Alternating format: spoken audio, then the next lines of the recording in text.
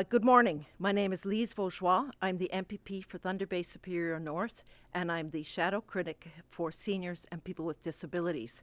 And I'm here today with Maria Sardellas from Access to Seniors and Disabled, with Joy Seguin, with Vic Seguin, Kathy Jolicoeur, and Shelley Thorpe. And we're here because I was able to introduce a bill yesterday called André's Law. And it's very important because it is demanding that the government demand that the institutions it funds respect the rights of the people who live in those institutions. These are our group homes for people with disabilities, and that they respect the need of people living there to have connections with their family members without any restrictions. There's a lot to say about this, but I'm going to pass things on to Joy, who can really put this in context for us. Thank you, Lise. And good morning. Today, my son's father, Victor, and I, Joy Seguin, have the privilege and honor to be invited to represent citizens like my disabled adult son, André, a resident residing in a ministry-funded group home worthy of the same rights as our seniors residing in long-term care and retirement homes. As we have for almost 40 years, we will be our son's voice for today's press conference. Our son André has a profound developmental disability. He has no verbal skills, no appropriate means of communication, and self-injurious behaviors. He requires 24/7 supervision and full support with physical and personal care. For over 20 years, André resided in a Ministry of Children, Community and Social Services funded group home in our hometown of Cornwall, Ontario. My husband and I and close family members witnessed sporadic highs and lows with André's living conditions.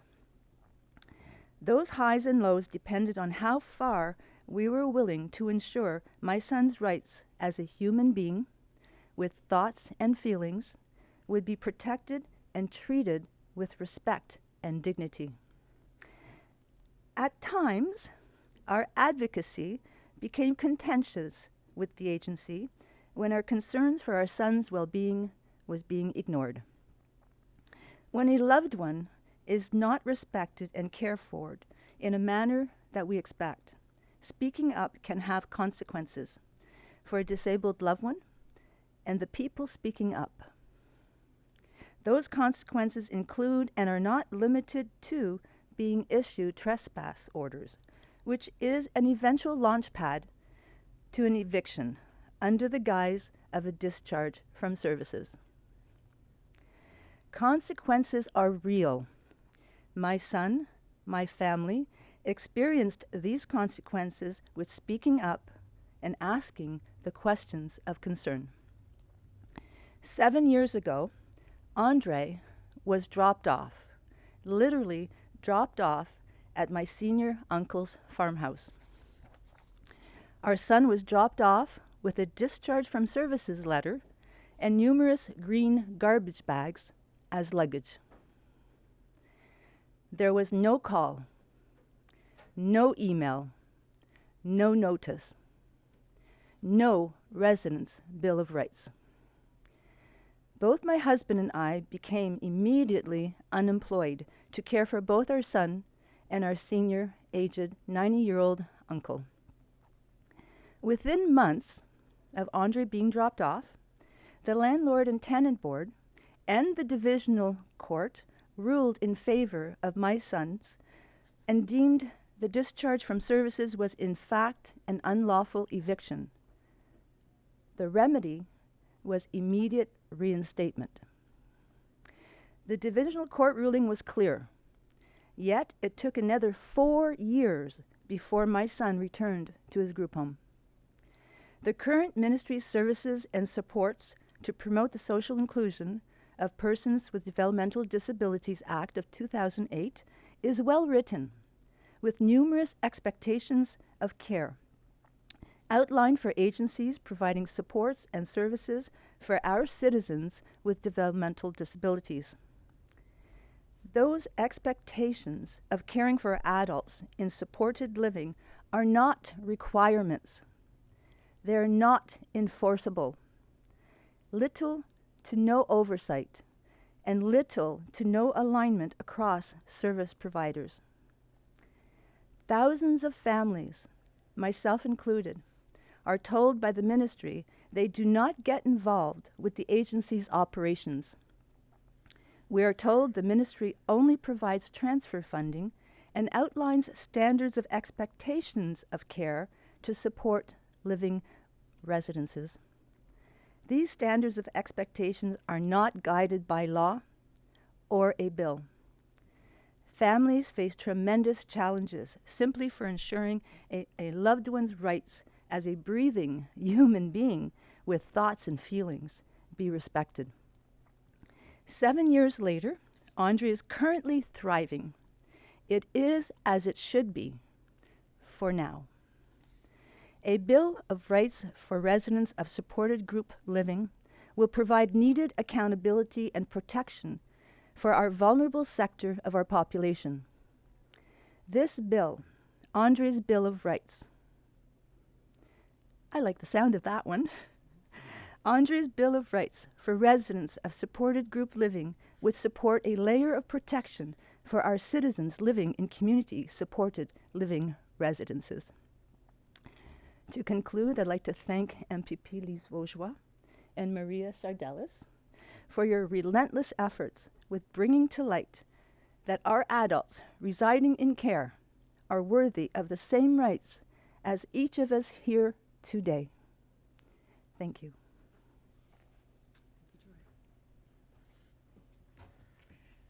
Thank you, Joy. Thank you very much. And the inspiration actually for André's Residence Bill of Rights came from hearing this story from Joy several years ago when she reached out, and I was just appalled that there could be a court ruling from a superior court that could be ignored by a government agency for 4 years. I mean, if that's not acting above the law, I don't know what is. But first, good morning, everyone. My name is Maria Sardellis. I am founder of Access to Seniors and Disabled. And our advocacy focuses on getting enforcement of good existing laws, which, when enforced, will actually protect the rights of seniors and disabled persons living in care facilities in Ontario. As mentioned, the inspiration for André's Residence Bill of Rights was the horrific treatment of André Seguin. Sadly, this story is not unique. There are others with similar stories, many others. It reflects a systemic crisis that I continue to hear about from families of disabled persons living in government-established agencies among the province. In Ontario, good laws that are protecting our disabled persons are either haphazardly enforced or not enforced at all, resulting in vulnerable persons being victims of abuse. By existing good laws, I am referring to the Trespass to Property Act, the Residential Tenancy Act, the Canadian Charter of Rights and Freedoms, and the Services and Supports to Promote the Social Inclusion of Persons with Developmental Disabilities Act. Mercifully, I will refer to that act as SIPTA going forward. Both MPP Lise Vaugeois and I have repeatedly informed Minister Parsa that his ministry-funded agencies are acting above the law, violating the charter rights of disabled persons and engaging in actions which are readily defined as abuse. The Ontario Quality Assurance measures are the legally binding regulations associated with SIPTA and define abuse as an action or behavior that causes or is likely to cause physical injury, psychological harm, or both to a person with a developmental disability. Both MPP John Fraser and I were engaged in the Sydney Weaver case in Ottawa, which involved abuse of power by a care facility and government-inflicted psychological trauma to a disabled person. Sydney's Trespass to Property Act rights were violated when her mother was unlawfully trespassed and no longer permitted to enter Sydney's home to see her. Sydney is a disabled person, but Sydney is verbal. She was able to describe as a person with a disability, the profound emotional and psychological trauma, the fear, the helplessness, the vulnerability that she felt as a disabled person whose rights were usurped by a government-mandated care facility. Government action that inflicts psychological trauma and stress attracts charter scrutiny.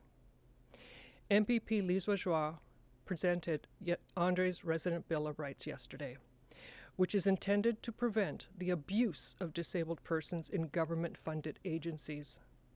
The majority of the framework of André's Residence Bill of Rights is drawn directly from the Fixing Long-Term Care Act Residence Bill of Rights. This was intentional to reduce opposition to this proposed legislation. Disabled persons should not have to fight for rights already recognized for people with similar dependencies and disabilities and living in a long-term care facility. There are also several important additions that, in my opinion, should eventually be incorporated into the Seniors Resident Bill of Rights as well. A fundamental addition to André's Resident Bill of Rights is that we are requesting the enforcement of the Residents' Trespass to Property Act protections. This aligns with Motion 129, which was unanimously passed by the Legislative Assembly in March 2021. The principles behind that motion are consistent with the judiciary rulings confirming that the physical possession occupier, the resident, has the authority to say who comes and goes from upon their private property, which they own as possession occupiers. There's two types of possession. You're either proprietary possession, or possessory possessor.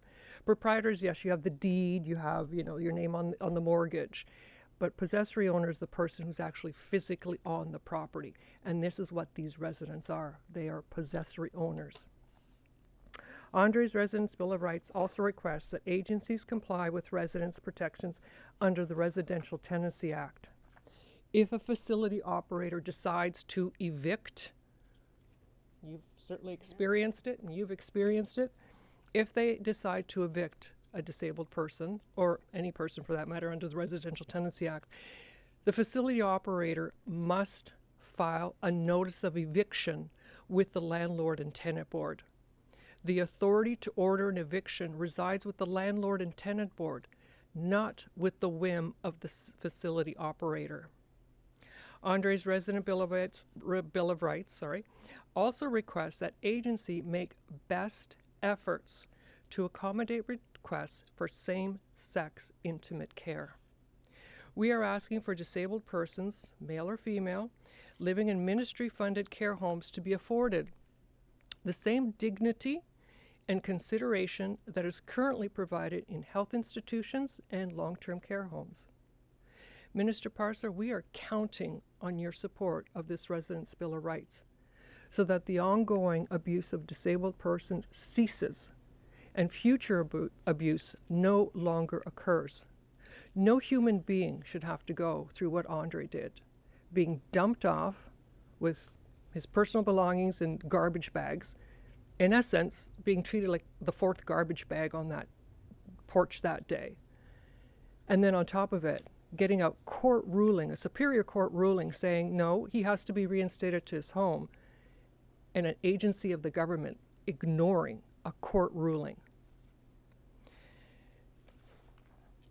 Former MPP Joel Harden, upon hearing this story from Joy Sagan, I remember he said this actually in the House. He said that, thank God somebody was home that day.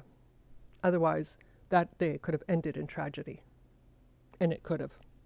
And there are many tragedies that are still going on. Now, if you don't mind, I have an impact statement. We've heard from Joy. We've heard from Sydney Weaver.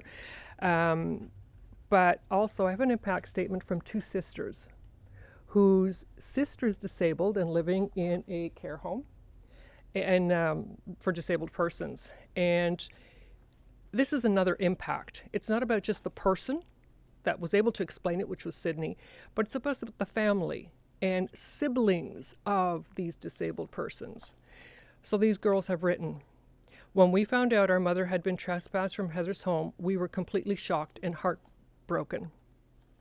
To see our mother portrayed by management as though she were a dangerous threat and was devastating and deeply disturbing to our family. Instead of feeling welcome in our sister's home, we suddenly felt criminalized for simply loving and caring for her. We became terrified that we might never be allowed to see our sister again. Our mother would drive us both, always together. We would attend visits, and there was never any arguments, violence, or threats towards staff. Witnessing 3 police officers arrive in full SWAT gear, as I recall, full SWAT gear. Look at this woman. Like, seriously? They sent full SWAT gear for this woman. Anyways, they sent full SWAT gear, and they were visiting actually in the backyard of the group home, just having a quiet visit. But the girl said this was the most frightening and humiliating experience I have ever endured. The fear, confusion, and emotional shock of that moment will stay with us forever. We were devastated when the community services threatened to evict our sister. Our sister Heather is completely dependent on others for every aspect of her daily care and well-being. Knowing that her housing instability could be taken away caused unbearable fear and anxiety in our family. Every single day we lived with the constant worry that our sister would suddenly be dropped off in our driveway, and a real concern, obviously, from what we heard from Joy, without warning, frightened, displaced, and nowhere to go. The emotional trauma this has caused our family has been overwhelming. We have lived in fear, helplessness, stress, and uncertainty, never knowing what would happen next to our sister's safety, comfort, and sense of home. What happened deeply affected our emotional well-being and forever changed the sense of trust and security our family once had. Minister Parsa, this is a message to you from the girls. You are aware of several families being treated this way. You know this is wrong, but you continue to ignore families in crisis with these agencies. Minister Parsa, please stop ignoring us. Thank you for this opportunity, Lise Bourgeois, and thank you for always supporting us. Thank you.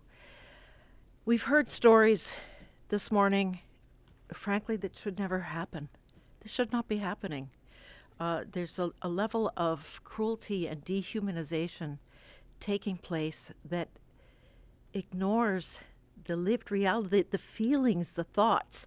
It treats people with developmental disabilities as if they're not people, as if the role of an institution is to tightly control their lives and everything that happens around them, as if that's the way to successfully manage a home. It's not.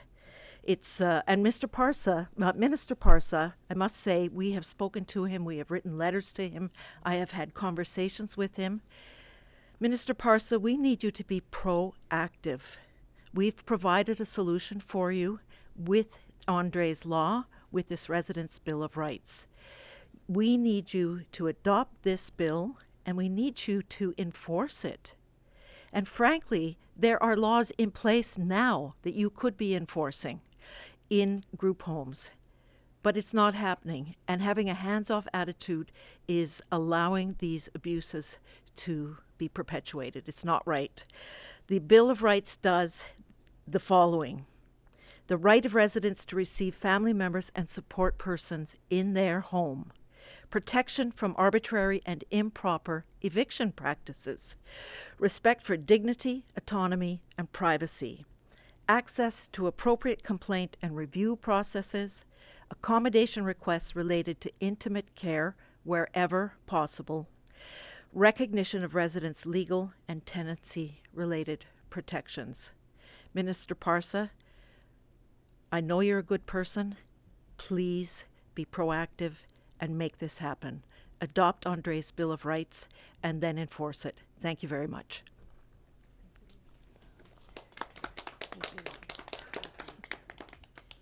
Let's do a group photo.